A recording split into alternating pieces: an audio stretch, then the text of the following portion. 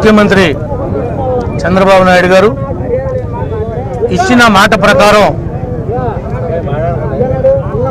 ఎప్పుడా అని ఎదురు చూస్తున్నటువంటి డిఎస్సిని తొలి సంతకం పెట్టి ఆ యొక్క కార్యక్రమానికి శ్రీకారం చుట్టారు. అదేవిధంగా ఒక భూ భక్షక చట్టం అనేటువంటి ఒక చట్టాన్ని తీసుకుని వచ్చి జనం యొక్క ఆస్తుల్ని అన్యాక్రాంతానికి తీసుకొచ్చినటువంటి చట్టాన్ని రద్దు చేయడం కోసం రెండో సంతకం పెట్టారు. అదేవిధంగా ఎవరైతే వృద్ధులు, మహిళలు, దివ్యాంగులు ఉన్నారో వాళ్ళ యొక్క పెన్షన్ని పెంచడానికి మూడో సంతకం పెట్టారు. యువతకి నైపుణ్యం అంటే శిక్షణ కల్పించి వాళ్ళని జీవితంలో ఒక ఉద్యోగస్తులుగా సెటిల్ చేయడానికి 4వ సంతకం పెట్టారు. ఏమైతే పేదవారు కాయా కష్టం చేసి తినేటువంటి 5 రూపాయల భోజనం ఉందో అన్నా క్యాంటీన్ని దానికి 5వ సంతకం పెట్టారు. ఏమైతే మనం ఎన్నికలకు ముందు ఇచ్చినటువంటి హామీలు ఉన్నాయో ఆ హామీలన్నింటినీ కూడా నెరవేర్చడానికి గౌరవ ముఖ్యమంత్రి గారు, గౌరవ ఉప ముఖ్యమంత్రి గారు, కేబినెట్ సహచరులు అందరూ కూడా మరి ఈనాడు కష్టపడి పని చేయాల్సినటువంటి అవసరం ఉంది.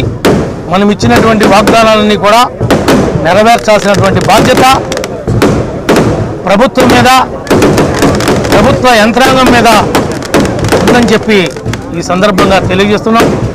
మాకు ఇంత మెజారిటీ ఇచ్చి ఈ విధమైనటువంటి గౌరవాన్ని ప్రజల్లో పెంపొందటానికి కారకులైనటువంటి ప్రతి ఒక్క వర్గానికి, ప్రతి ఒక్క వారికి కూడా ఈ రాష్ట్రంలో తెలుగుదేశం, జనసేన, బీజేపీ కూటమి ఏదైతే ఉందో కూటమిని ఇంత గొప్ప విజయాన్ని అందించినటువంటి తెలుగు రాష్ట్ర ప్రజలందరికీ కూడా చేతులెత్తి హృదయపూర్వకంగా నమస్కారాలు తెలియజేస్తున్నాం.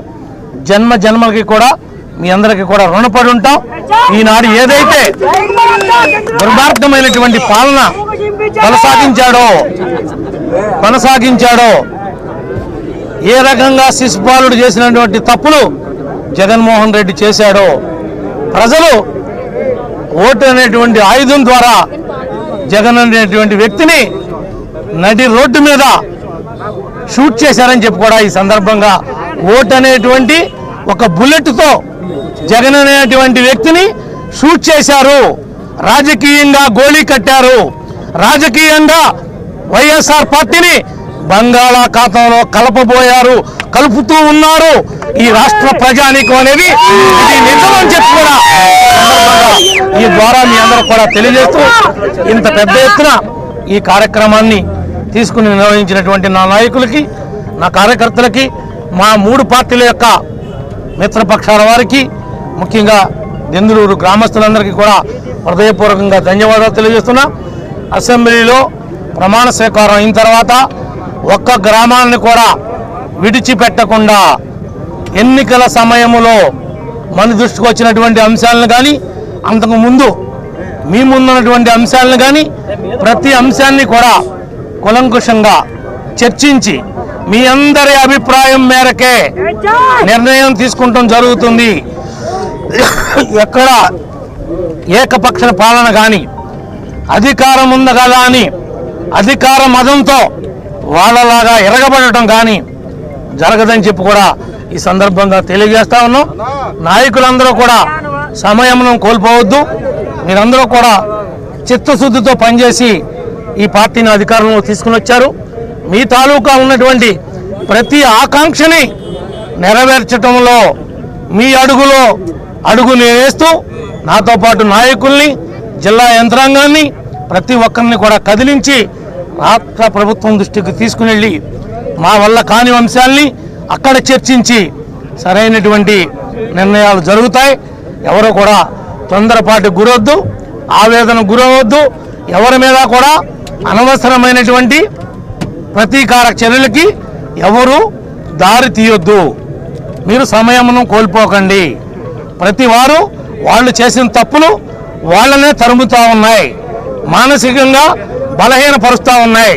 మీరు ఆ విషయాలన్నింటినీ కూడా గమనించమని చెప్పి ప్రతి నాయకుడిని కార్యకర్తను కూడా రిక్వెస్ట్ చేస్తూ మీ అందరి దగ్గర కూడా సెలవు తీసుకుంటున్నా.